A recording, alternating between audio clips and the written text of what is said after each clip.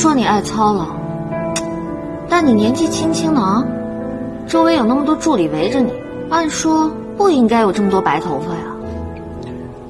有人侍候，并不等于高枕无忧。哼，你这还不算高枕无忧啊！哎，皇上，你看哈，这些日子我总是在你这儿留宿，都是我在打地铺，每天看着您啊在床上鼾声四起的，我着实是觉得过意不去啊。确实有些不妥，那你想如何？要不我上床睡吧？真的床褥，只有自己一个人睡的时候，角度、松软程度、被子的塌陷程度，才刚刚好。你来，我睡不好。嘘，真是无病呻吟的玛丽苏。玛丽苏？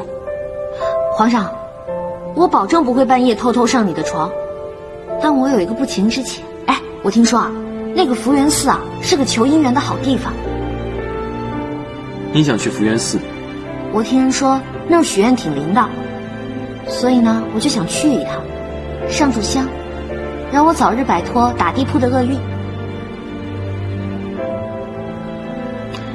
哎呀，其实啊，我就是在这宫里待得闷得慌，想出去转转。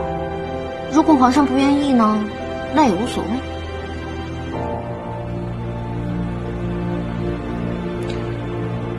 容朕考虑考虑。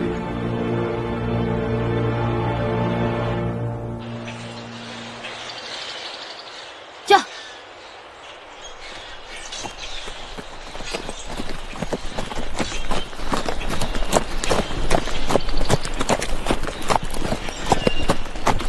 这一大早还没睡醒呢，就把人家叫起来，带我来这么个荒郊野岭的地方。